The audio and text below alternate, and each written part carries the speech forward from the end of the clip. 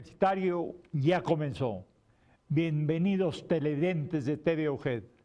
Gracias por preferirnos como su opción televisiva. Gracias, muchas gracias por su preferencia.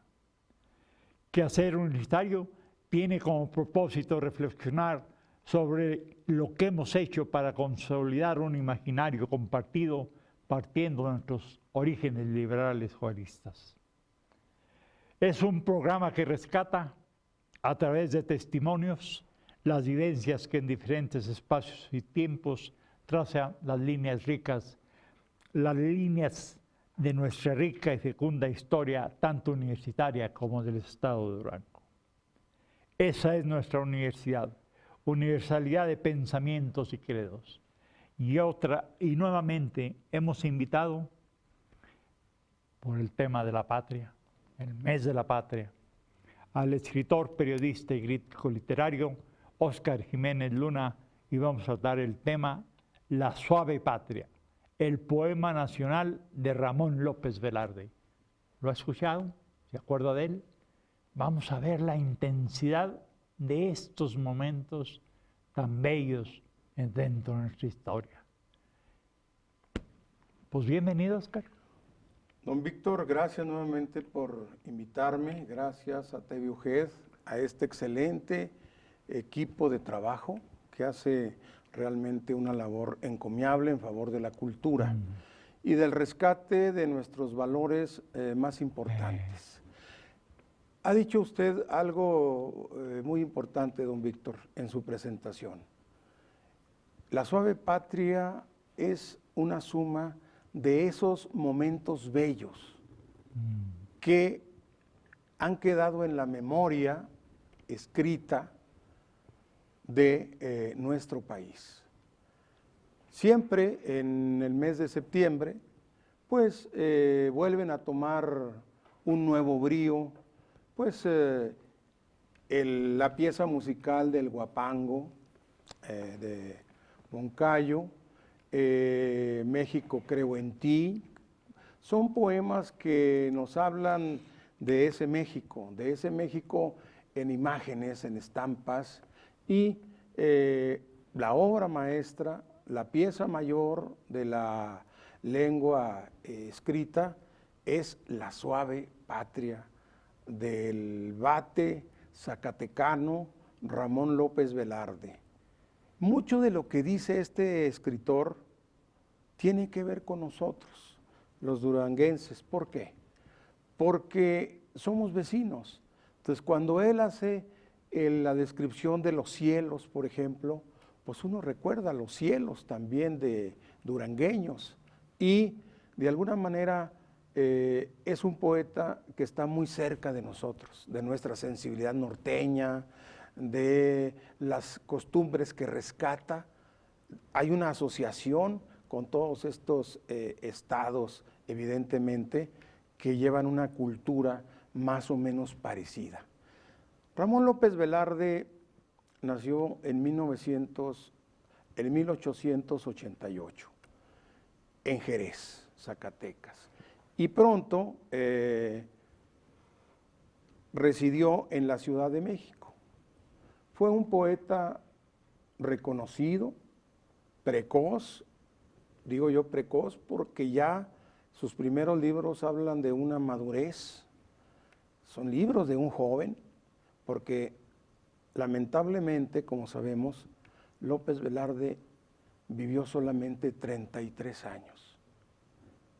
Era un muchacho, no se había casado, había tenido varias novias, se licenció en Derecho, por eso dicen de pronto las reseñas, el licenciado López Velarde, y los dos libros únicos que publicó en vida hablaban de algo más íntimo, hablaban de, digamos, historias del corazón, de imágenes sensibles del alma, toda esta parte, digamos, lírica, poética, pero de un ser todavía no hacia afuera, sino lo que el poeta en su momento sentía y luego expresaba. Por eso llama la atención que al final de su vida se haya propuesto escribir un poema tan diferente a lo que había hecho, porque hizo un poema dedicado a la patria. Ya no es un poema, digamos, tan sentimental como aquellos primeros poemas, sobre todo los de zozobra, que sería el libro que más se reconoce de valor de esas dos primeras obras. ¿Y por qué lo hace? ¿Por qué se origina La Suave Patria? Porque en 1921 se celebraba el primer siglo de la consumación de la independencia nacional de 1821. En 1921 se ha propuesto él hacer un poema, pero a diferencia de los poemas cívicos que le precedían, principalmente la letra del himno nacional mexicano, y retiemble en sus centros la tierra, toda esta parte tan sonora, tan de alta elocuencia, él lo quiso evitar. Dijo, yo no voy a hablar de la patria política, ni voy a hablar de estruendo, voy a hablar de la patria que vivimos todos los días, la patria cotidiana. Es decir, ¿a qué sabe la patria? ¿Qué se escucha? ¿Qué se siente en el diario vivir del México de 1921? Y entonces empezó a lo que han denominado el taller de López Velarde, que fue que iba apuntando en unos papelitos que traía en su abrigo, iba apuntando palabras que luego le iban a servir para recuperar ciertas imágenes, y vamos a ver algunas muy bellas. Y empezó a escribirlo, dicen que con cierto tiempo atrás, pero con la mira puesta en 1921, y por eso en la entrada misma, por cierto, hay que decir que La Suave Patria tiene una estructura como de pieza teatral. Está dividida en actos y también tiene su proemio y un intermedio. Entonces, es como una pieza de teatro en su estructura. Bien, está escrita en endecasílabos, con la figura retórica de la silva, y se propuso, pues, hablar en otro tono sobre México. Entonces dice aquí, yo que solo canté de la exquisita partitura del íntimo decoro, el íntimo decoro, yo que solo había escrito estos libros sobre la intimidad sentimental, alzo hoy la voz a la mitad del foro, a la manera del tenor que imita la gutural modulación del bajo para cortar a la epopeya un gajo. Es decir, ya no voy a hablar de mi propia alma, voy a hablar del alma de México, pero lo voy a hacer en un tono diferente, y nada más va a ser una parte de lo que es la patria. Le voy a cortar a la epopeya un gajo, nada más, un solo gajo. Y empieza él a desarrollar todo esto que tiene que ver con, yo creo, con lo que une a México en una memoria colectiva. Navegaré por las olas civiles con remos que no pesan, es decir, no me voy a echar a cuestas a hacer un recuento histórico, no, voy a hablar de esto que está ahí y que todos lo vemos. Tiré con una épica sordina, la patria es impecable y diamantina. Bueno, dicen que estas palabras como impecable y diamantina, solamente López Velarde las podía escribir. Es decir, tenía un gusto por el lenguaje tan extraordinario que para él, como en su momento fue para el gran escritor francés Flaubert, tenía que haber una palabra justa para decir lo que uno quería. Desde ahí está una definición que debería interesarnos: impecable y diamantina. Es decir, la patria tiene de alguna manera esta pureza que debemos conservar. Y luego viene ahí algo que a la gente le gusta mucho, porque lo dice de una manera muy bonita, muy interesante. Dice: suave patria, permite que te envuelva en la más honda música de selva con que me modelaste por entero, al golpe cadencioso de las hachas, entre risas y gritos de muchachas y pájaros de oficio carpintero. Bueno, dicen que por ahí un poeta de Zacatecas, don Eugenio del Hoyo, que hizo las glosas, que nos explicó gran parte de este poema, dice que se refiere a esos pájaros carpinteros de la placita de Jerez o de los jardines, de los árboles que están cercanos a esa residencia. Aquí lo interesante es cómo lo dice: pájaros de oficio carpintero. No dice pájaros carpinteros, como sería lo usual. Siempre él tuvo el don del verbo para decirlo de otra manera. Esto que viene aquí, don Víctor, es realmente impresionante. Son 4 líneas en donde está retratada,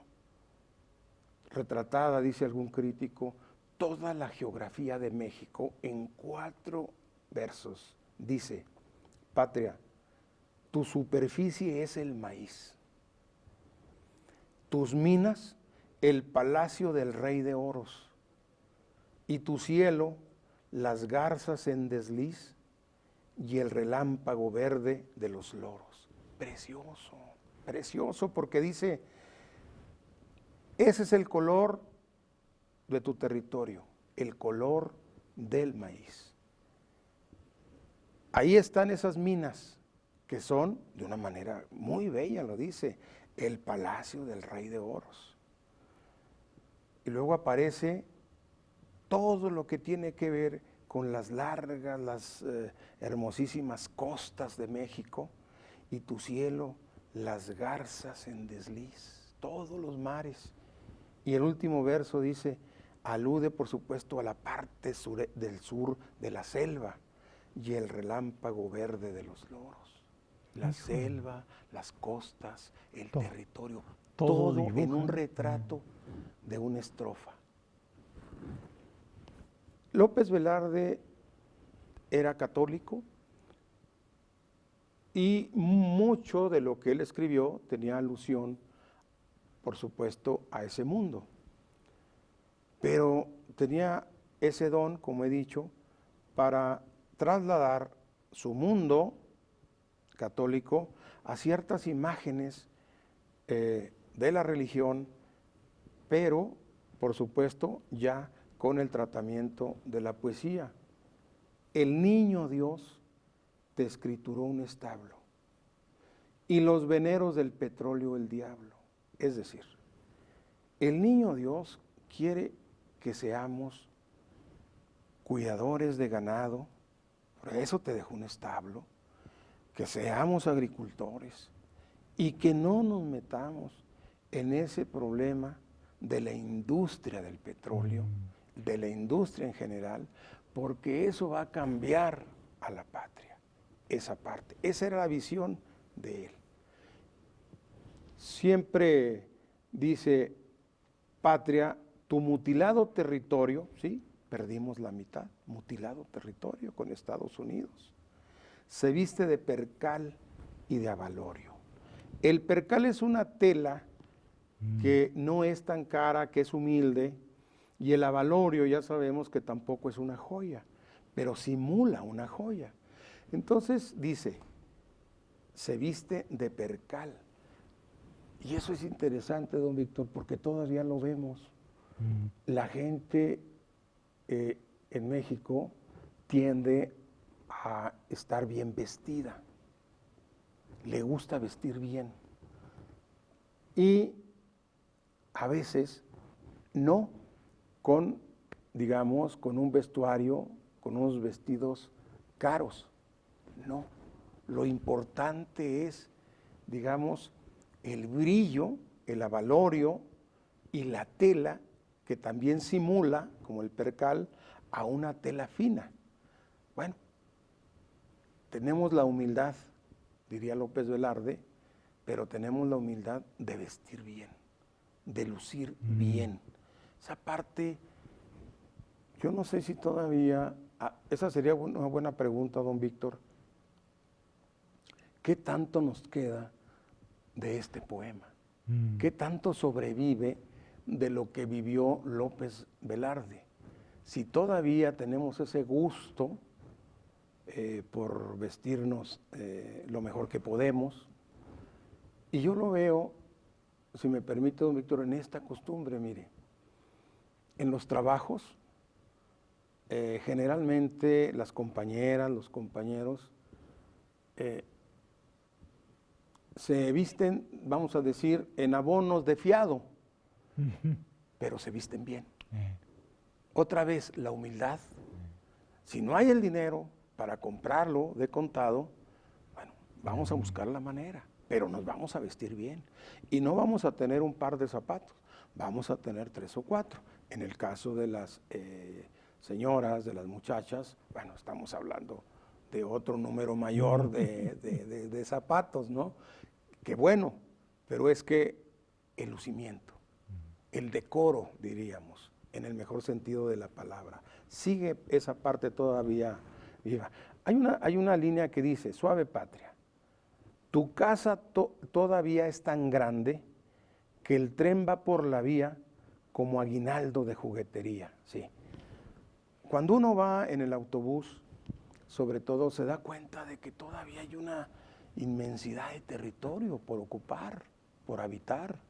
Y dice López Velarde, todavía es tan grande que si ve uno a la distancia el tren, lo ve como de juguete, recorriendo el territorio enorme con el que todavía contamos. Bueno, dice algo interesante, siempre fue muy, digamos, elogioso con la mujer, y aquí ahí viene una línea, dice, y en el barullo de las estaciones, con tu mirada de mestiza, pones la inmensidad sobre los corazones. ¿Qué quiere decir? Cuando nos mira una muchacha, una mestiza, y él se sentía profundamente mestizo, pones la inmensidad sobre los corazones, cuando recibes la mirada de esa muchacha. Y luego viene una frase aquí curiosa, interesante, que dicen que aquí, digamos, habría un pequeño error, digamos, de índole científico, no lo sé, esto lo sabrá alguien que conoce el tema, pero dice, ¿quién en la noche que asusta a la rana? Bueno, los científicos, según las notas, dicen que la rana no se asusta en la noche. Entonces, pero él dice, ¿quién en la noche que asusta a la rana no miró antes de saber del vicio del brazo de su novia la galana pólvora de los fuegos de artificio? Esto quiere decir, es la imagen del muchacho que lleva a su novia a la feria y que voltea a ver los fuegos de artificio en esa noche. Bueno, yo diría a favor de López Velarde que él se refiere no a todas las noches que asustan a la rana, sino a esa noche en donde hay más estruendo. Puede ser esa una explicación en favor de López Velarde. De acuerdo, a lo mejor las noches no asustan a la rana, pero esa noche sí, porque hay fuegos de artificio. Es posible. Bueno, y vienen algunas frases también muy bellas, don Víctor, pero una que nosotros todavía la vivimos de niños, dice, en calles como espejos se vacía el santo olor de la panadería. Todavía nos tocó, que hacía la gente pan casero en los cocedores, que le llamaban, y pues dice ahí, y dice, en calles como espejos, limpias las calles, se vacía ese santo olor de la panadería. Creo yo, no estoy seguro, pero creo recordar, don Víctor, que creo que una de las fábricas de pan más importantes de México, por mucho tiempo utilizó ese verso, el santo olor de la panadería, por eso lo tenemos más cerca. Bueno, eso es importante, dice, cuando nacemos nos regalas notas, canciones de cuna, y después un paraíso de compotas. Las compotas son unos dulces. Entonces sí, evidentemente, nuestro país tiene una enorme tradición de dulces, y los dulces de la infancia inolvidables, y a eso de alguna manera se refiere. El único personaje histórico, don Víctor, que menciona es a Cuauhtémoc. Es el único, no hay otro. ¿Por qué? Por su sacrificio. Es él que dijo, yo no voy a hablar de historia, pero al menos digo, joven abuelo, escúchame lo arte, único héroe a la altura del arte. Es el único. Y luego vienen unos versos que le gustaban mucho a Octavio Paz, que hizo. Hay muy buenos lectores, don Víctor, del poema. Juan José Arreola tiene un libro sobre la suave patria. José Emilio Pacheco. Un norteamericano de apellido Phillips hizo otro libro importante. Octavio Paz también hizo un ensayo sobre López Velarde. Y a él le gustaba esto, porque es la imagen de la caída de Tenochtitlan. Dice, la piragua prisionera, el azoro de tus crías, o sea, los indígenas, asombrados de lo que está pasando, les están destruyendo, los están matando y les están destruyendo sus ciudades y les están de alguna manera también destruyendo a sus ídolos, a sus dioses. Esta línea, el sollozar de tus mitologías, es decir, cuando cae Tenochtitlan, todo aquel mundo que está atrás de siglos, las creencias, las costumbres, tiene un llanto íntimo en la caída. Es precioso el sollozar de tus mitologías.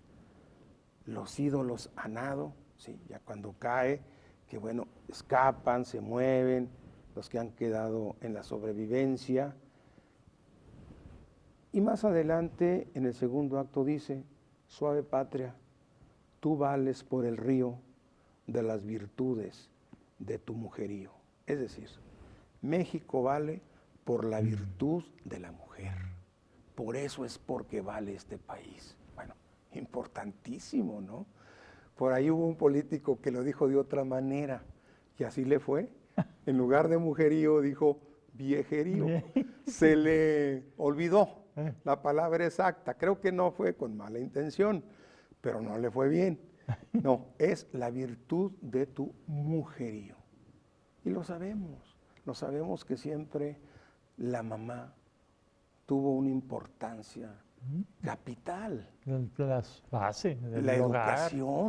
educación ha venido a través de estas mamás, y en adelante viene ya una imagen ya de novio que va a ver a la novia en aquellos años. Suave patria. Te amo no cual mito, sino por tu verdad de pan bendito. Como a niña que asoma por la reja, con la blusa corrida hasta la oreja y la falda bajada hasta el huesito. ¿Sí? Es el típico muchacho que va a ver a la novia, sale la novia, abre la reja y falda larga, blusa yo creo que de cuello alto, seguramente. Entonces es la imagen de aquel. Y luego viene una definición, don Víctor, que creo yo que no ha perdido vigencia. Como la sota moza, patria mía, en piso de metal, vives al día de milagro como la lotería. Todavía sigue vigente porque los problemas continúan, además siguen agravándose, y entonces se tienen que hacer milagros para que las cosas continúen. ¿No le parece? Y entonces esa parte también hay una muy buena definición. Quieren morir tu ánima y tu estilo. Quieren morir. Tenemos que cuidar eso. Dice, tu ánima, tu alma, de alguna manera, si no tenemos esa perseverancia, esa atención, se van a ir perdiendo. Es lo que está diciendo. Y dice, patria, ya casi para cerrar, dice, patria, te doy de tu dicha la clave. Sé siempre igual, fiel a tu espejo diario. Trata de conservar lo mejor de esto quizás que estamos hablando, para que tu camino siga por el lado del bien, por el lado de la construcción, por el lado de lo mejor que tenemos. Y termina así, sé igual y fiel. Dice, pupilas de abandono, sedienta voz, la trigarante faja, de tus pechugas al vapor se refiere a esas aves, a ese gusto especial por esa cocina que en donde se preparaban las pechugas en su propio vapor. Y dice, termina así, y un trono a la intemperie, cual una sonaja, la carreta alegórica de paja. ¿Sí? Estas carretas que veía uno en la carretera, en los caminos, llenas de producción, es decir, llenas del fruto de la estación, de ese año seguramente. Y entonces, esa es, don Víctor, la gran diferencia entre un poema hecho con estampas cotidianas a un poema que pudiera ser más retórico. Este no, este es como una especie de colección de instantáneas que hablan de México. Entonces, don Víctor alcanzó a revisarlo. Aquí vamos a la parte triste, alcanzó a revisarlo. Se publicó en abril el poema de 1921 en la revista El Maestro, que era la revista que publicaba José Vasconcelos. Aparece y en junio muere el poeta. De abril, mayo, 2 meses después. ¿Por qué muere López Velarde? Todas las reseñas hablan de que se quedó platicando por ahí hasta la madrugada con un amigo. Y como decimos nosotros, la frase coloquial, cogió frío, agarró frío. Duró pocas horas. Fue fulminante, fue a dar hasta una bronconeumonía tremenda. Una gitana le había leído la mano un tiempo atrás y le dijo, tú vas a morir de asfixia, de eso vas a morir. Cuando ya estaba muy malo, que empezaron a ir a verlo sus amigos, les dijo, ¿se acuerdan de la gitana? Ya cuando estaba muy malo, apenas podía respirar. Muere el gran poeta, la gran promesa, López Velarde, Ramón López Velarde, un muchacho, como digo, y José Vasconcelos sí sabía quién era él, y fue al castillo de Chapultepec, donde estaba el presidente Álvaro Obregón, y le dijo, hoy ha muerto un gran poeta. ¿De quién se trata? De Ramón López Velarde. ¿Y qué escribió? Y le dijo, le voy a leer La suave patria. Se lo leyó, el poema Álvaro Obregón. Dicen, fue a pedirle que le ayudara con los gastos de funeral, corrió con los gastos el gobierno y se le hizo una despedida muy decorosa, pero dicen que en la junta siguiente, que tenía de trabajo Álvaro Obregón, que era aficionado a la poesía, repitió de memoria pasajes enteros. Tenía una memoria de privilegio. Lo fue repitiendo ahí. Dijo, sí, quiero decirles ahí, en la junta, que hoy murió un gran poeta y escribió esto y se los dijo de memoria. Entonces, es de pronto una anécdota interesante. López Velarde es un escritor que ha tenido también la gran suerte de agradar a los escuchas mexicanos, a los lectores mexicanos, pero también a gente importante en el sentido de su celebridad. Déjeme decirle al menos, don Víctor, que a Pablo Neruda le gustaba la obra de López Velarde y es muy conocido que Borges, el gran Borges, cuando sabía que era mexicano el que se acababa de presentar con él allá en Argentina, Borges, como cortesía, les repetía versos de La Suave Patria. Borges se lo sabía de memoria, se lo sabía de memoria. Entonces, yo pienso, don Víctor, que debemos tener apego a este poema, que tenemos que recordarlo, y no nada más cada septiembre, sino que tenemos que hablar de ese gran poeta que fue Ramón López Velarde, porque es la esencia de México, porque nos legó la obra maestra, así se reconoce, del poema, de la literatura cívica, realmente, de lo que es nosotros y los demás, es decir, de la comunidad, de la patria. Yo creo que Sí, es no, importante. no hay belicismo ahí. Exactamente. Este es un disco que me vendió en su momento la maestra Alba del Campo, en donde está grabada la Suave Patria por Enrique Lizalde, con una magnífica voz. Está aquí la Suave Patria completa, pero lo he traído, sé que es también ya pieza de museo, porque ahora pues lo podemos escuchar de inmediato en YouTube. Hay tantísimas cosas, reportajes, documentales sobre Jerez, sobre Zacatecas, sobre el mundo de López Velarde, magnífica. Yo he estado en la casa donde nació López Velarde, quise ir a propósito a conocerla, y en Jerez, y me dio mucho gusto. Porque, por cierto, quiero decir también, don Víctor, porque le atañe a usted, uno de los promotores más entusiastas, más enamorados de toda esta obra fue el licenciado Héctor Palencia Alonso. Le tenía una verdadera devoción a López Velarde. Y yo creo que es justo también recordarlo a él, porque muchos de sus artículos vino a dar con las nuevas generaciones, que en su momento fuimos nosotros, y que de alguna manera nos legó también esa parte del gusto por este gran poeta. ¿Qué estima de todos los grandes hombres de aquellas épocas se morían muy temprano? Sí.